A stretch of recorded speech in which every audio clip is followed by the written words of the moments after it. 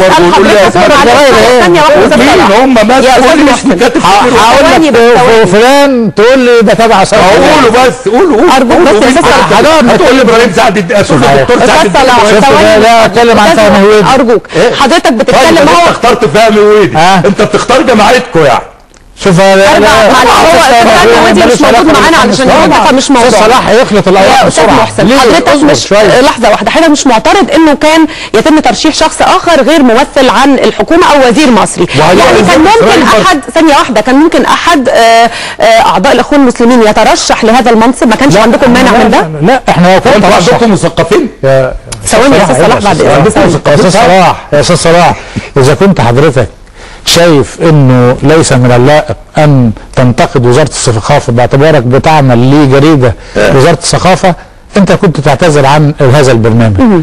انا بالنسبه لي بتكلم ولا اطعن في الاشخاص وبحترم الافراد.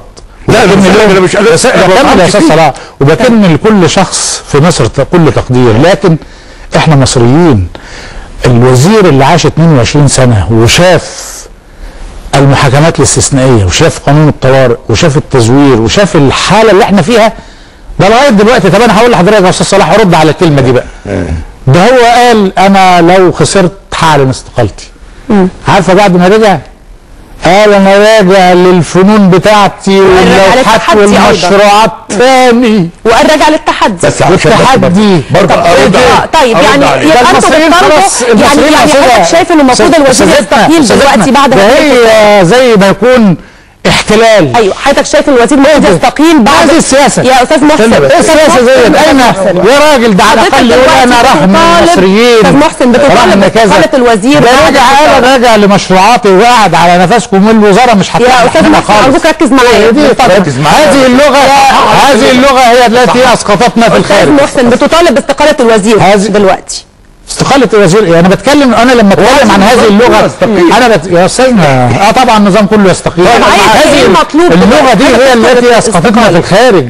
لغه الحزب الاوحد، عدم تداول السلطه، مفيش تعدديه، مفيش احزاب، محاكمات استثنائيه، كل اللغه دي بيحملها الوزراء اللي عاشوا، وخاصه وزير زي فاروق حسني 22 سنه. فاول انا لو صرت هستقيل رجع استنكر كلامه دلوقتي. انا قاعد لمشروعات الكبرى. ايوه حضرتك ذكرت الاستقاله تحديدا نقطه محدده. اذا ده اللي حضرتك متوقعه الان من الوزير فاروق حسني؟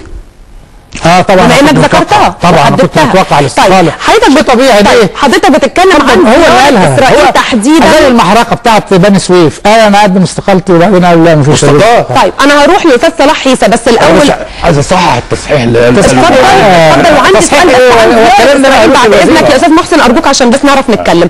هرجع لك لحظه واحده استاذ صلاح. استاذ محسن سريعا كده حضرتك كنت بتعترض طبعا في البدايه في كلامك مع استاذ صلاح على انه اذا فعلا نجح واخذ هذا المنصب الوزير فاروق حسني او ايا كان بقى المرشح المصري انه بتعترض انه يعني هيضطر لزياره اسرائيل. ثانيه واحده حضرتك بالتاكيد تعلم انه منظمه اليونسكو من ضمن مسؤولياتها الاساسيه والرئيسيه الحفاظ على التراث العالمي، تراث العالم. طيب القدس، يعني القدس دي يعني من اهم المقدسات والاماكن عندنا احنا كمسلمين، عند المسيحيين، عند اليهود. تمام.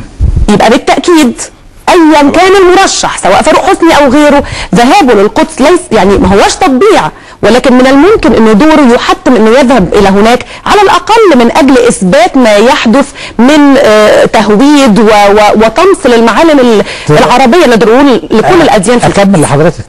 احنا عندنا والاستاذ صلاح صحفي وعارف حساسيه هذا الموضوع في النقابات المهنيه المثقفين. اذا المصري خد التأشيرة لدى إسرائيل باعتراف بإسرائيل ونحن ضد الاعتراف.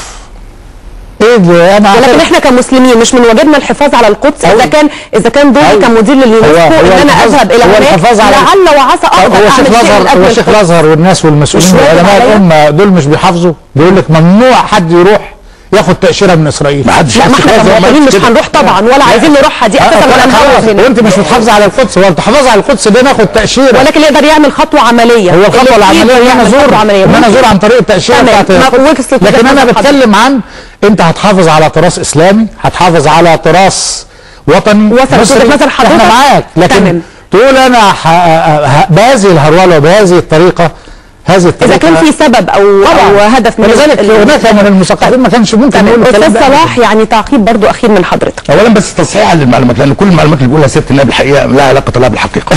الجرايد وهو كل الكلام جوهر كلامه كله محاوله لتاويل الموقف اللي بدا بانه فاروق حسني هينجح لانه امريكاني اسرائيلي، لا وانتهى بانه فاروق حسني برغم من كده. بس كمل بس الكلام ده منطق متهاوي اخيرا وفي الخصومه اللي كده.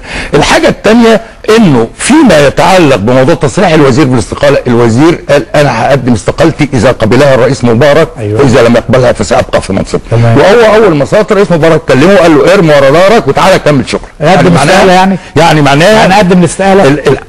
ده هو قالها في جرايد التصريح. خلاص احنا عرفنا ان حضرتك هدفك الاستقاله يا استاذ محسن. تمام. وانا شايف ان هو ده معلش ارجوك ما عنديش وقت.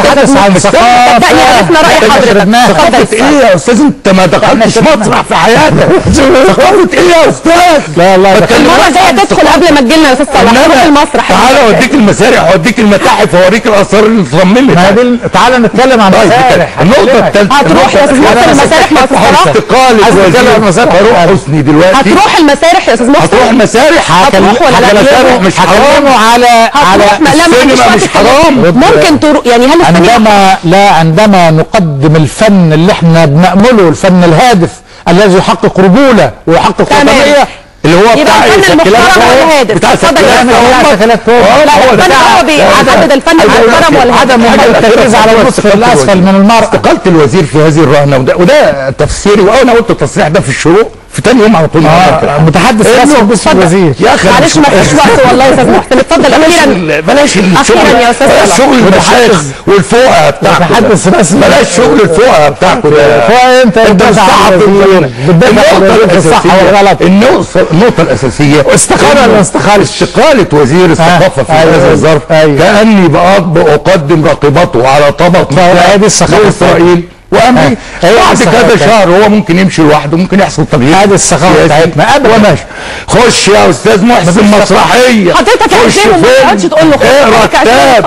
انا عارف. تمام. انا بشكركم طبعا جدا استاذ صلاح عيسى الكاتب الكبير ورئيس تحرير جريده القاهره، والنائب محسن راضي العضو مجلس الشعب. شكرا لكم على وجودكم معنا النهارده. وعموما اختلاف الراي لا يفسد للود قضيه، ولا من الواضح طبعا وشكل حضرتك هتاخده تعزمه على سينما ولا دي السينما النهارده، بس هو مش هيرضى برضه يروح مع حضرتك.